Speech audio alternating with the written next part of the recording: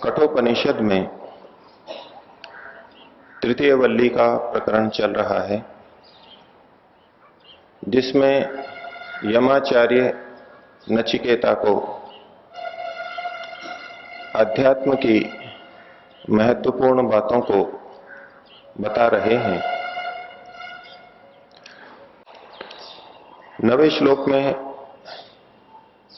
यमाचार्य कह रहे हैं, विज्ञान सारथिर्यस्तु मनः प्रग्रहवान् नरः सो अध्वनः पारमाप्नोति तद्विष्णोः परमं पदम्। विज्ञान सारथि ही यस्तु, अच्छी बुद्धि, अच्छा ज्ञान जिसका सारथी है। अच्छी बुद्धि वाले सारथी वाला जो रथी है, पूर्व में उन्होंने जो उपमा दी थी कि आत्मा तो रथी है, बुद्धि सारथी है, मन लगाम की तरह है, इंद्रियां घोड़े की तरह हैं और शब्द स्पर्श रूप रस गंध ये विषय घोड़े के मार्ग के समान है। तो बुद्धि की तुलना सारथी से की थी। यहां कह रहे हैं कि जो विज्ञान से युक्त सारथी वाला है और मनः प्रग्रहवान नरः, और अच्छी लगाम की तरह जिसके पास में मन है, अर्थात जिसका मन अच्छा है, ऐसा व्यक्ति, ऐसा साधक सह अध्वनः पारम आपनोति, वो इस मार्ग के पार को, अंतिम सिरे को प्राप्त कर लेता है। इस मार्ग में ये अंत तक पहुंच जाता है और तद विष्णोः परमं पदम, वह परमात्मा के परम पद को अर्थात मुक्ति को पा लेता है। इस श्लोक में यमाचार्य दो बातों के ऊपर जोर दे रहे हैं। एक तो हमारी बुद्धि अर्थात हमारा सारथी अच्छा होना चाहिए, ज्ञानवान होना चाहिए। वैसे तो हर सारथी कुछ ना कुछ जानता ही है, हर बुद्धि कुछ ना कुछ जानती ही है और जानने के कारण ही वो संसार के कार्यों को कर पाती है। लेकिन जिस बुद्धि की यमाचार्य कामना कर रहे हैं,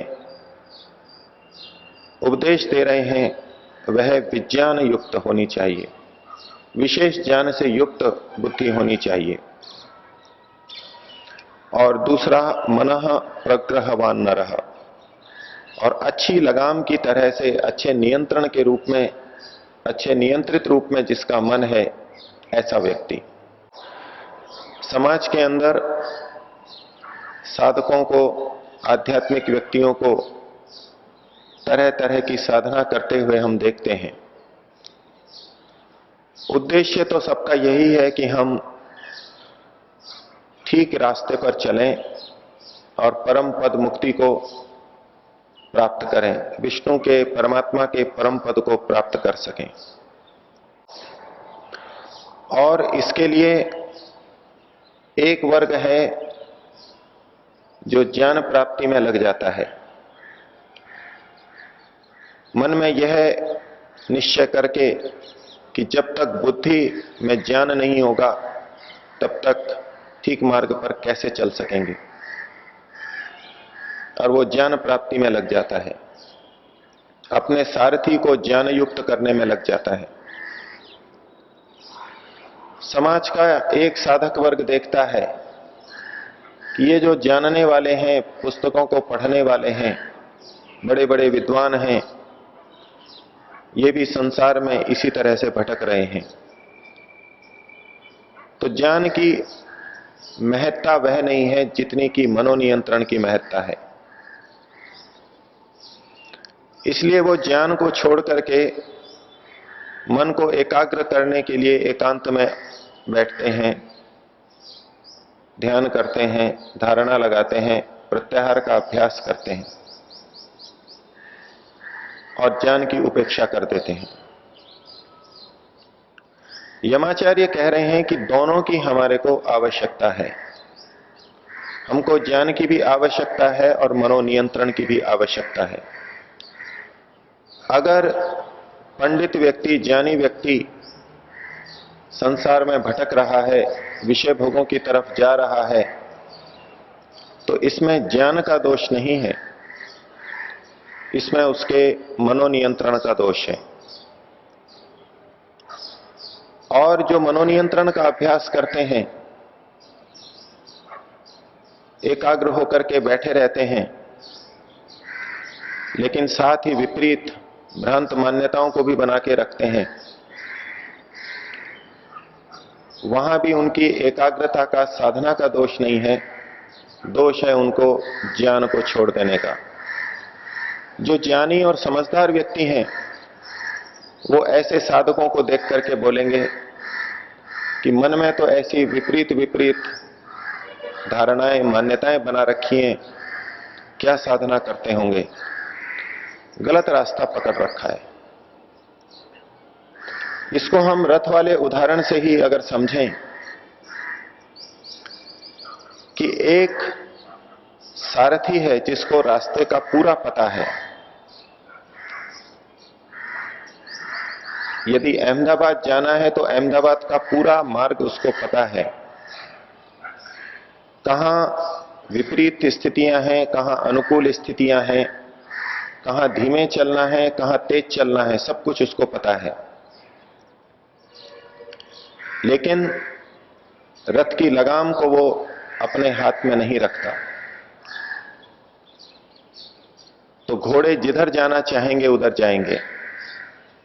सारथी को मार्ग का कितना भी अच्छा पता हो, सूक्ष्मता से पता हो, अगर लगाम सारथी के हाथ में नहीं है तो घोड़े, वो रथ उसको लक्ष्य तक नहीं पहुंचा पाएगा, किसी हालत में नहीं पहुंचा पाएंगे। क्योंकि तब घोड़े अर्थात इंद्रियां अपनी इच्छा के अनुरूप, अपने स्वाभाविक प्रवृत्ति के अनुरूप, जो उनको भौतिक स्थितियों में सुख लग रहा है उधर वो जाएंगे और लक्ष्य से हमें च्युत कर देंगे। और इसके विपरीत एक ऐसा सारथी हो जिसने अपनी लगाम को, रथ की लगाम को भली प्रकार पकड़ रखा है,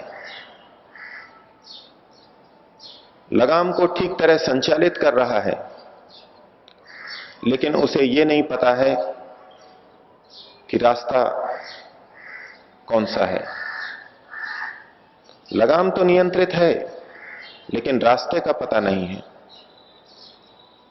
तो भले ही हम मनोनियंत्रण का बहुत अभ्यास कर लें, लेकिन बुद्धि में अगर शुद्ध ज्ञान नहीं है तो भी हम लक्ष्य तक नहीं पहुंच सकते।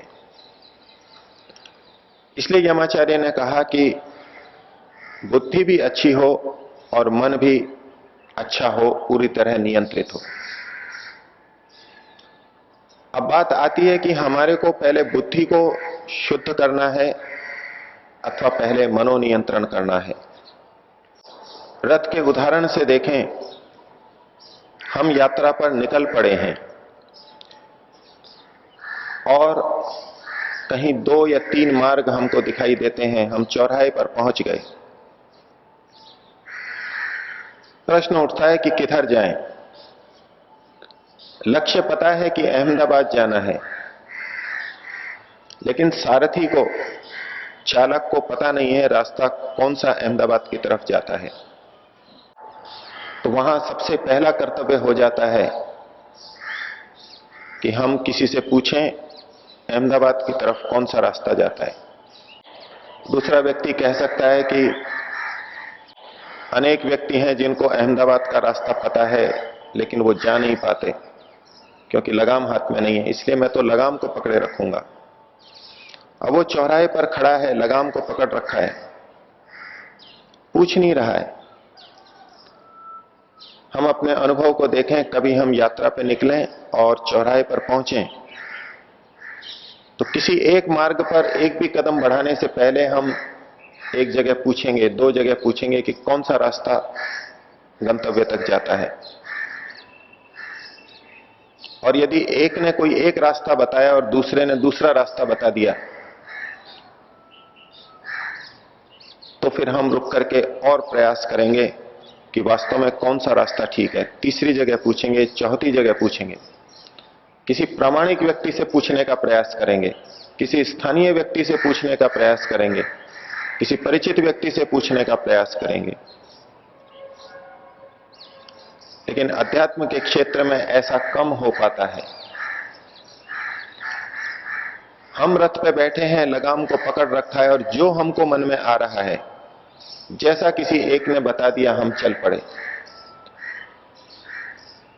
जब दो व्यक्ति अलग अलग मार्ग को बता रहे हैं, तीन व्यक्ति अलग अलग मार्ग को बता रहे हैं, तो सबसे पहला कर्तव्य हमारा बनता है रुक करके ये निर्णय कर लें कि तीनों में से कौन ठीक है।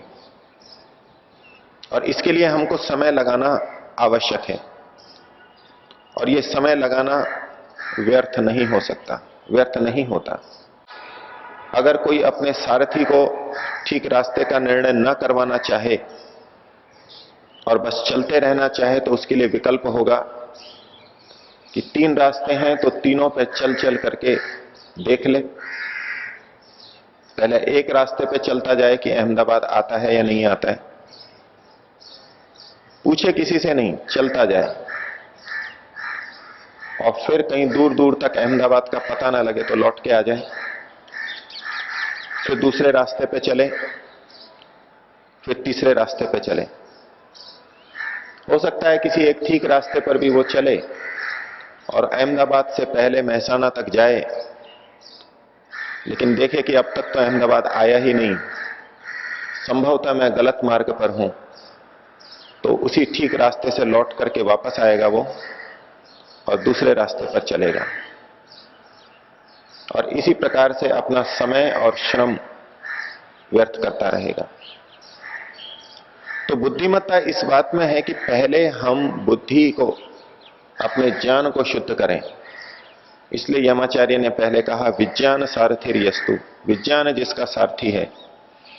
और लगाम के नियंत्रण की बात तो बाद में आती है। तो क्या ऐसी स्थिति में हम मुक्ति तक के संपूर्ण मार्ग को सब कुछ जानने के बाद ही, सारे संशयों के निवृत्त होने के बाद ही चलें?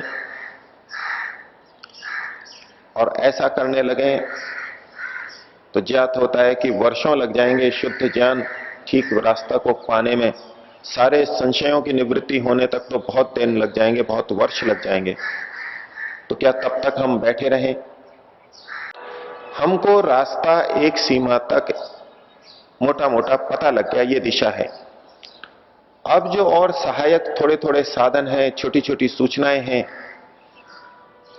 वो हमको चलने के बाद भी पता लग सकती हैं। हमको मुख्य मार्ग पता लग गया कि इस दिशा में अहमदाबाद जाया जाता है। अब मार्ग में किस जगह भोजन के लिए भोजनालय है, वो उस गांव के पहले है या गांव के बाद में है, ये छोटी छोटी बातें हैं जो रास्ते में हमको पता लग जाएंगी। रास्ते में भी हम पूछ सकते हैं। तो पहले ज्ञान प्राप्त करें और फिर कर्म करें, इसका यह तात्पर्य नहीं कि हम हर छोटी छोटी बात को पहले जानने की प्रतीक्षा करते रहें और चलने को टालते रहें। मुख्य मार्ग हमारे सामने स्पष्ट हो जाए तो हम बाकी छोटी छोटी बातों को तो चलते चलते भी जान लेंगे और आगे चल देंगे। तो हमारी बुद्धि भी अच्छी हो, ज्ञान भी अच्छा हो, और हमारा नियंत्रण भी हमारी लगाम के ऊपर हो। जो व्यक्ति गलत मार्ग पर चल रहे हैं, साधक जब अपने आप को गलत मार्ग पर चलता हुआ देखता है तो उसे मानसिक कष्ट होता है, और अपने को नियंत्रित करने के लिए वो तरह तरह की तपस्याएं करता है, उपवास करता है, विषयों से अपने को रोकता है। यमाचार्य यहां जो उपाय बता रहे हैं वो ये नहीं कह रहे कि आप विषयों को छोड़ दें, आप अपनी इंद्रियों को छोड़ दें, जो इंद्रियां गलत मार्ग पर ले जा रही हैं उनको छोड़ दें। वो तो बुद्धि और मन की बात कर रहे हैं, सारथी और लगाम की बात कर रहे हैं। जब साधक अपने को नियंत्रित होते हुए नहीं देखता तो तपस्या के रूप में भोजन छोड़ देता है, और जब भोजन छोड़ता है तो इंद्रियां और शरीर दुर्बल होते हैं, और जब ये दुर्बल होते हैं तो बुरे मार्ग पर चलने की गति कम हो जाती है, वो अपने को रोक पाता है। घोड़े के नाक में नकेल डाल रखी है, लेकिन यदि लगाम बच्चे के हाथ में हो तो घोड़ा लगाम के साथ उस बच्चे को भी खींचता हुआ ले जाएगा। बच्चे ने लगाम पकड़ रखी है, लेकिन घोड़ा उससे रुकेगा नहीं, बैल उससे रुकेगा नहीं, बैल उसको खींचता हुआ ले जाएगा। यदि हमारी बुद्धि कमजोर है, बुद्धि की समझ कम है, तो भले ही हमने मन की लगाम पकड़ रखी है, इंद्रियों का आकर्षण, विषयों का आकर्षण इतना रहेगा कि वो हमको खींचता हुआ ले जाएगा। और जब ऐसा साधकों के साथ में होता है तो वो देखते हैं कि ये बैल, ये घोड़ा बहुत शक्तिशाली है, मेरे को खींच के ले जा रहा है, ये इंद्रियां, ये शरीर बहुत शक्तिशाली है, मेरे को विषयों की तरफ ले जा रहे हैं, तो उसको उपाय सोचता है कि इनको दुर्बल कर दो। दो दृष्टि हो सकती है, एक ये दृष्टि कि अपने को सबल बना लो, और एक ये दृष्टि कि इस घोड़े को, बैल को, इंद्रियों को दुर्बल कर दो, उसको खाना देना बंद कर दो। घोड़े और बैल को जब खाना देना बंद करेंगे तो धीरे धीरे कमजोर होगा और वो वश में आ जाएगा, और वो बच्चा अपनी सफलता पे प्रसन्न हो सकता है। लेकिन इस प्रसन्नता से उसको मिलेगा क्या? ठीक है, विपरीत मार्ग पर जाने के लिए तात्कालिक रूप से कुछ रोक पाएगा, लेकिन जो लंबी यात्रा करनी है, वो घोड़ा, वो बैल लंबी यात्रा के लिए बलवान रह पाएगा? और अगर कुछ चल भी पाया तो धीरे धीरे चलेगा, लक्ष्य में न्यूनता आएगी। तो अपने आप को इस रूप में नियंत्रित करना, भोजन छोड़ देना, भूखे रहना, बिल्कुल एकांत में चले जाना, ये कुछ उस तरह के उपाय हैं जहां हम अपने बैल को, इंद्रियों को कमजोर करते हैं। लेकिन यमाचार्य कह रहे हैं कि अपनी बुद्धि को और अपने मन को बलवान करो, स्वयं अपने आप को बलवान करो। इंद्रियां जितनी बलवान हैं, परमात्मा ने दी हैं, उसको कृपा मानो और उनका उपयोग ठीक मार्ग पर चलो, ठीक मार्ग पर करो, तो हम मार्ग पर जल्दी पहुंच पाएंगे और ठीक तरह पहुंच पाएंगे। ये इंद्रियों का विषयों की तरफ आकर्षण, विषयों की तरफ प्रवृत्ति ईश्वर ने ऐसे ही नहीं बना दी। ये मुक्ति पे चलने के लिए हमारे लिए आवश्यक है, और इसका हमारे को सदुपयोग करना है। तो हमारा ध्यान बुद्धि और मन के ऊपर होना चाहिए, ना कि घोड़े को कमजोर करने के लिए या उसका आहार ही उसके सामने से हटा देने के लिए। यमाचार्य कुछ इसी प्रकार का संकेत यहां कर रहे हैं। तो जो व्यक्ति विज्ञान वाला है, नियंत्रित मन वाला है, वो मार्ग के पार चला जाता है,